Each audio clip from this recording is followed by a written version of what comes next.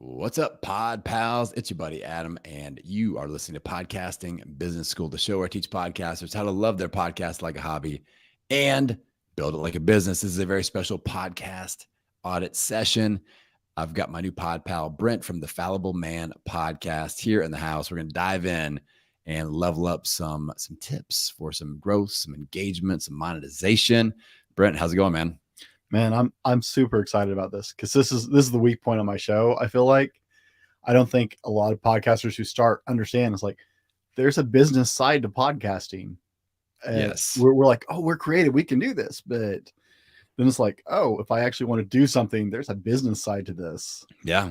Yeah. Transitioning from hobby mode to business mode. That's where I specialize here. There's a lot of great shows talk about microphones and audio settings and pop filters. And, that's what it is. But we're talking about paying the bills over here in podcasting business school. And that's important too. So let's set some goals here, Brent. I want to know, like, if we were to sit down 6 months from today, and let's say I just gave you some gold, just some straight up wisdom here today, and you implement and things are going really, really well 6 months from today. Paint that picture for me so we can kind of set a standard to work towards here today.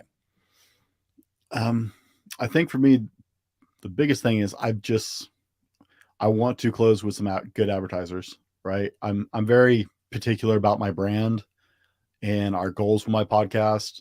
And so I'm very particular. I've had some like really shady people reach out. I was like, we want to advertise chemical castration drugs for porn addiction. And no, I don't want anything to do with that. So like, I want to 6 months from now, I want to have some good marketing and advertising locked in for my show to help pay the bills and keep my show going.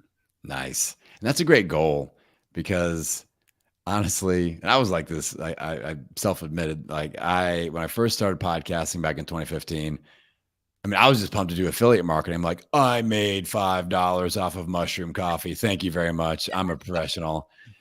But then it kind of gets old real fast. And then, like you said, a lot of shady situations start reaching out. And we don't want to be promoting something on our baby, our show, like this thing that we work towards and putting so much time and effort into. And then we affiliate ourselves with some jacked up company that, does something and it could crash us along with them. We've seen that happen to a lot of companies. So I like the way that you're thinking. Now, what would you say is the number one thing keeping you from getting there right now? Like, what do we need to learn about? What do we need to try to implement here?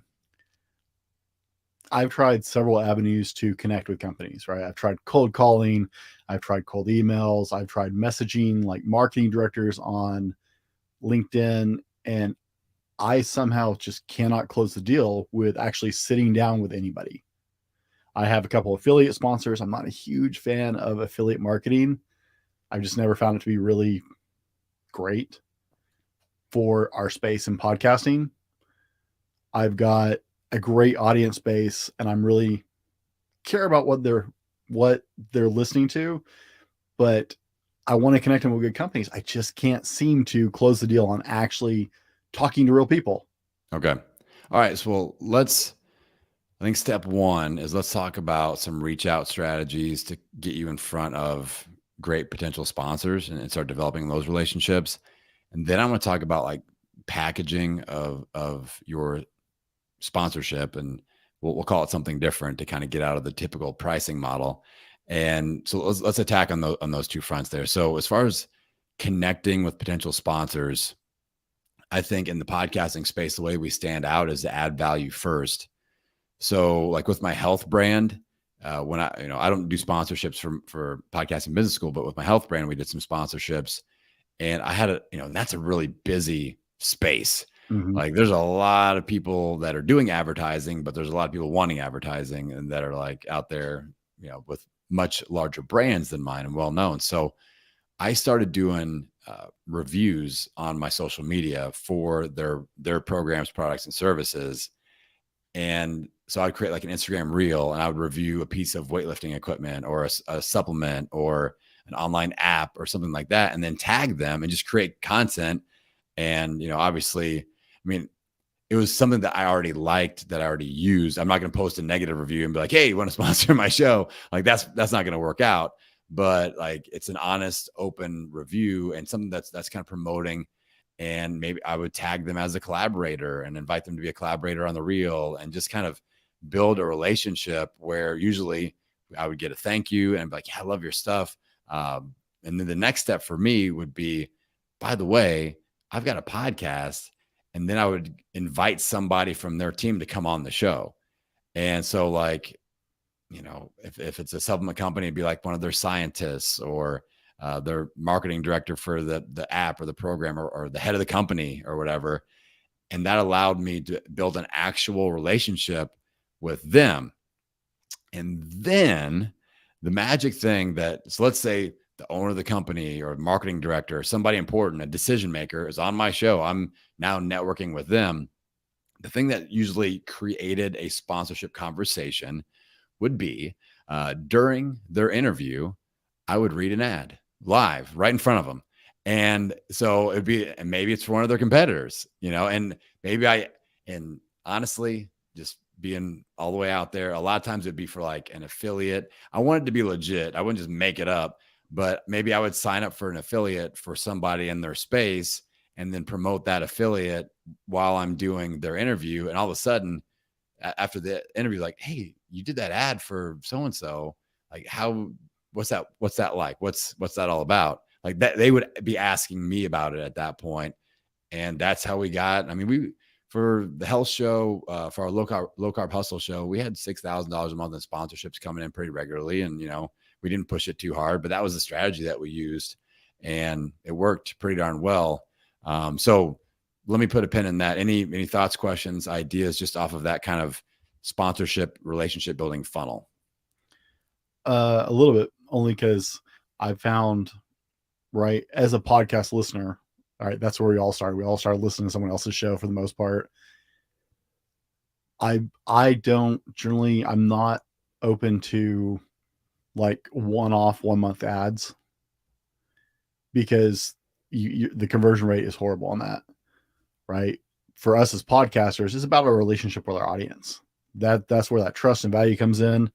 And so were you doing like contracts with them like 3 months at a time, 6 months at a time? Because one-offs just, it doesn't seem like it's not good for anybody. It's not good for them, and it's not good for you, because then you got to, it's like the difference between having a signature coaching offer, which is a good thing to have, like that's money, but a recurring revenue stream is even better. So having that extent, or a retainer contract or something like that. So like the next piece of the puzzle, once we're in front of these people, I recommend, instead of looking at straight podcast episode sponsorship, we label it as a brand immersion package. And like, oh, so when they ask that question, oh, what's this all about? Like, oh, would you like to talk about my brand immersion package? Like, we've got a process that we, partner with brands, and it's not only with our podcast, but it's also with our email list and with our social media. And all of a sudden, we are able to, with that label, we're able to bust out of the regular stupid CPM strategy where John Lee Dumas created this thing where it's like, we get paid $25 for every 1,000 episodes, when people are going to pay $2,500 for a radio ad. That's the same sort of thing. And it's like, why do they get to pay, 10 to 100X when it's like, it's way worse. So anyway, that's a whole pet peeve right there. Yeah. That guy just, it's like, you set it up so the majority of podcasts will never make money with that. Yeah. 100%. And why does one guy get to set the standard for this, which is ridiculous? Anyway, so we break out of the CPM model with this label of the brand immersion package. And all of a sudden, we've got this like 3-tiered system of, yes, we will run audio ads on the show, and it's going to be more than, it's a package. So maybe it's a month of exposure on the episodes. I'm always like, we got to create something that's $1,000 or more minimum. For like, we're not nickel and diamond screwing around here and be like, yes, for $50 you can do one ad. I'm like, no, because then nobody's gonna take us seriously, especially bigger brands. Like, right, if like Athletic Greens or somebody's coming to me for my health podcast, if I put a $50 offer out there and be like, this is a joke, that's not gonna happen. But 125, 1,000, 2,500, 5K brand immersion package, like, all right, this seems like there's something here. So now we've got their attention, and we go, yeah, you're going to get X amount of mid-roll live reads that we're going to package into that. You're going to get maybe some Instagram reels or something on a LinkedIn thing, maybe a LinkedIn live or an Instagram live interview. You could package all that in there. An email list, 5 mentions on your weekly email blast. Like this email is sponsored by XYZ company. And you say, I've got X amount of people on the email list with whatever open rate. And then we've got, X amount of people following us on Instagram or TikTok or whatever you got. And, kind of talking about that a little bit. So you have a little bit of a presentation of what all this is about. And it's brand immersion. It's for the next month, we're stirring you into our brand pot here, and we're aligning you with us and getting you out there. There are all sorts of cool things you can do with that audio segment too, to make it stand out. Like a few of my friends, I've got them hot on the idea of not only just doing a within the moment read of the ad, like that's good, but also getting like the head of the company or a company representative and doing a 5 to 8 minute mini interview where you just rattle off a few questions and break off each one into like a mini interview ad segment that you put in the middle of the show as the ad roll. And that way it's actually a conversation to where you kind of go into it. Like if I'm talking about athletic greens or something like that, it'd be like, the little swishing sound happens. And so they know there's an ad coming and be like, we all know that prebiotics are super important for gut health. And we've got so-and-so from Athletic Greens here over the next 60 seconds. Listen to what they have to say about taking prebiotics in the morning. Boom. And then they have a little segment about prebiotics that we talked about. And then you come out of it and be like, and go to blah, blah, blah.com/whatever. And that's an ad, but it's a little bit different flavor because it's like a little mini podcast interview. So, and those are actually very attractive to these sponsors because it's like they're controlling the ad content a little bit, because maybe you set them up with this package and be like, listen, we're going to do this little 8-minute interview. If we were to talk about 3 topics that are very important to your brand that are great for advertising, which 3 topics would that be that we could cover in 5, 6, 7, 8 minutes in a mini interview? And you cover those things. They're super happy about it. And yeah, so I would package that together, and that way we stand out and we get paid what we're worth. So any thoughts or questions on that, Brent? Have you found that the live reads go better? Yes. Then like I'm really guilty of inserting. I have pre-recorded ads that I've made for my brands that I insert in instead of doing live reads. Yeah. I mean, and even like looking at things like dynamic ad insertion, where you can go in there and make all the former episodes that they all update. I wouldn't recommend that, because part of the way that we win the advertising battle compared to radio ads, especially, like you're talking to somebody that does radio ads, you go, hey, it's a crapshoot. You hope the right person is listening at the right time. And then that thing fades off into the ether and there's no replays. With my show, you know exactly who you're talking to. And that ad that you do on my show, it's there forever. It's there forever. And I'm just going to keep going and going and going. And people are binge listening to my content. They'll find it the week that we launch that episode. They'll find it a month from then, a year from then, 10 years from then, whatever. So that's very attractive. And that's a great way to position ourselves as better than radio ads and things like that. When they're like, yeah, what am I getting out of this? If I'm spending $2,500, I could get in front of a 1 million person audience on radio. But that's completely random. When you advertise with us, you're speaking to this specific person and you're always showing up and the replays are there and it just continues on and on and on. So that is huge. And just doing that kind of unskippable live read, because if people hear the same music and the same, cadence and the same message, like I listen to Tim Ferriss show. I've heard him talk about athletic greens and MeUndies and all this other crap 1 million freaking times. And I just go skippity, skipperoo every 30 second, please. Okay. Now we're on to the actual conversation with Sylvester Stallone or somebody famous. And, Rogan, he's got like 20 minutes of freaking ads. I'm like skip until he's talking to Jocko Willink. And then like, okay, let's talk. Let's start to listen in and pay attention. So if you can do something that's short, sweet, a little bit different, live read, with my health show, I would get full comedic license. I'd be like, listen, if I can kind of make fun of myself and the brand a little bit and make it funny, people will listen to this. And that worked really well. Where I was doing some weird stuff. We got sponsored by a company that had this supplement that was green. It was algae, and it made everybody's poop turn green. Like we all tested it, and we all talking about, man, it looks like a Christmas tree down there. And I talked about that in the ad, and people bought the heck out of it. And they're like, I don't remember the name of it, but it's the thing that made everybody's poop green. It sounded like I need something like that. I'm like, I'm just sending them the link. Here you go. And they were super happy with it because we made it kind of weird and funny, and that fit my personality. So, if you can get that kind of license to like, I want to make this different. I don't want to just read the same old thing with the same old music, and putting in that kind of effort. It's just like, how do we different from everybody else out there right now? And it got to the point with that health show, people would DM me on Instagram and be like, yo, man, don't take this as a compliment and not as a negative, but the ads are like the best part of the show because I never know what you're going to say. And sometimes I'd make my co-host kind of squirm a little bit and kind of like, oh, what's he going to say now? And it was entertaining. It was an entertaining part of the show. So something to think about there as far as just we got to make those ads unskippable somehow. So whether that's introducing our own or injecting our own personality, our own flavor, live read, something a little unique and different.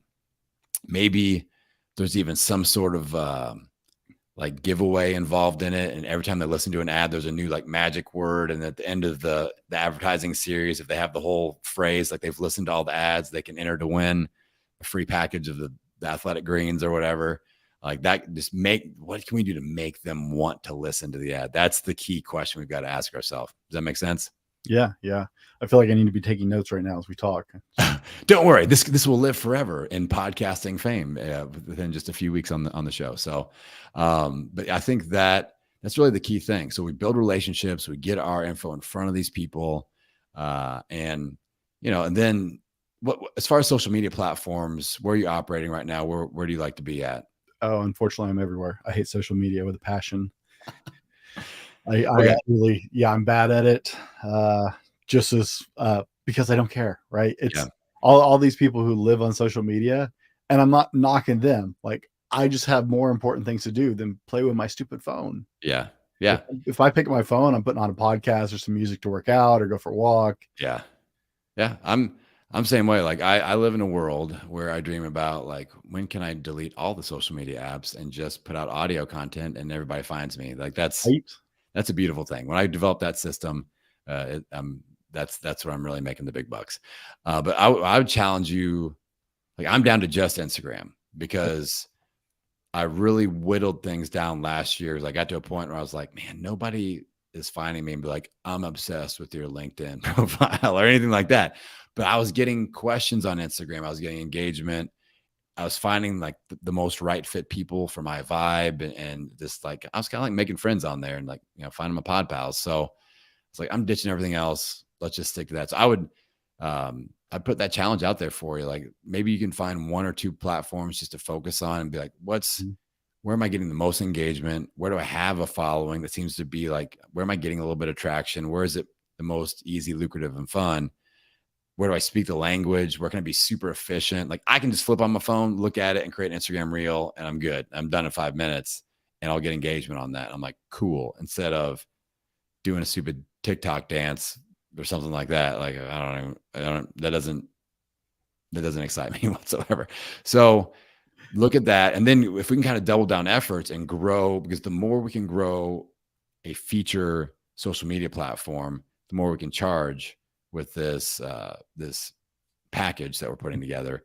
And same thing with email lists, like getting a lead magnet or getting something going to build up that email list and saying, hey, I email my list every Wednesday and I've got a 50% open rate or whatever. Like that's very attractive. So if we don't have those things going yet, I think that would be a good thing. Like next business step to kind of build up those legs a little bit as we develop relationships with potential sponsors. Then we come to them full throttle and like, listen, you get this and this and this. And that's how we get these nice $2,000, $3,000, $5,000 sponsorship packages in place, and we're stacking those together and like, all right, I'm making 10 or 15K a month off sponsorships. This is nice. And this is, that's kind of, it's very doable, but it's going to take some work if that makes sense.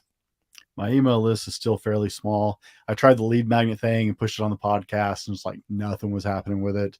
So that's still fairly small. My favorite platform other than my podcast is Wisdom. Okay. Have you been on the Wisdom app? I've heard about it. Yeah, I've got a lot of people. It's like that Clubhouse alternative, and they're really liking it. It's way like I was actually recruited by the company when it was a startup as one of the original mentors on there. And I love it. Like it's an audio platform, so it's right in line with what I'm doing my podcast already. My biggest following is there, other than my podcast. Nice. Now, one last thought, as if I've not given you enough homework already. With your lead magnet, I think with your brand and who you're marketing to, I think you could do well with a scorecard. So a scorecard, like I've got the scorecard I created for my brand is called the Podcast Growth Scorecard. Mm-hmm. But they actually scorecard lead magnets work really well in the personal development space because it's so undefined. There aren't like, if you can gamify and score personal development, that gives you a leg up. And people get, human beings, we get competitive. And if we get a score on something, next question, how do I make the score better? Right. So you could build some sort of self-improvement, personal growth journey-based scorecard where I've done this in other brands where it's like, daily score, 5 points for meditation, or three points, because you did a 30-minute workout. You communicated effectively at work, 10 points, like things like that. Applied for a new job, 20 points. Yeah. Things like just gamifying it all of a sudden, and they get these weekly scores. So what I did it with podcast marketing. So I'm like, you post a video, 3 points. You go live on Instagram, 3 points. You're interviewed on someone else's podcast, 5 points. You speak on a stage, 10 points. And I set goals. I'm like, if you can score 40 points or more per week, your show is going to grow. And then people were able to work towards something. So take a peek into that. I've got an episode that I'll send you when I follow up, all about how to create a scorecard lead magnet, but I think you could knock it out. And it's just a Google sheet. It's super simple. I even figured out how to do the formula, which is amazing. I did do some YouTube tutorials, how to create formulas on Google Sheet. And I'm like, I only know how to do the sum. And I had to learn all the other things. The little sum button, that's easy. Highlight, sum, got it. But all the other stuff, super high algorithmic math, but I got it done. But yeah, I think you could knock that out and grow a list pretty effectively with that. So I'll send you some additional instructions on that, and that'd be something that I think would be worth your time. Sound cool? That's a very cool idea, man. I've struggled with the idea because I know gamification is a very effective means of doing. I mean, that's why social media works. Yeah. And I've struggled. It's like that didn't even occur to me to do a scorecard. That's just a cool idea. It's a weird idea. That's what I specialize in, is outside of the box stuff that somehow works. That's because I failed at a lot of stuff, Brent. Like I figured out all the ways to not do things in the podcasting space. I'm like, oh, these 2 or 3 things tend to work a lot of times. So that's when I pass it on to people like yourself. All right. I am done giving you homework. I want to make sure the people out in the audience know how to connect with you, how to listen to your show, how to get into your world. So give us all the things: website, social media profile, wherever you want them to come and say hi. Awesome. The easiest place to find me is at www.thefalliblemanpodcast.com. That is my podcast website. It has links to all of my social media profiles. It has links to my YouTube videos because I do both the audio and video version of the podcast. It has links to like 9 different players. So that way you can find it on your player that you like to listen to podcasts on. Instead of searching, you just go there, boom, hit the button. There you go. Now you have it marked. But that is the easiest way to find me. You can also join my email list there. And I'm at the Fallible Man on almost every social media, but you just heard it right here on the podcast. I stink at social media. So follow the show, connect with me there, guys. That's the easiest way to connect with me. All right. And that is at the Fallible, FALLIBLE man.com. The Fallible Man. Fallible Man Podcast. There we go. So go check him out. Support our pod pal, Brent. And if any of you want to come and join me on the show, just like Brent, and do a podcast audit, go to the website, podcastingbusiness.school, get signed up. I'm opening up my calendar this summer, do lots and lots and lots of these. Brent got in less than a week. Pod Pals. I put an APB out there on the social, on the email. I was like, hey, open up some spots. And he jumped in. He's on the list, and his episode's going to be up super quick. So yeah, join me. Podcast Audit. Would love to have you. And with that, Pod Pals, I'm going to send you out into the world, wishing you health, happiness, and many downloads. We will see you next time.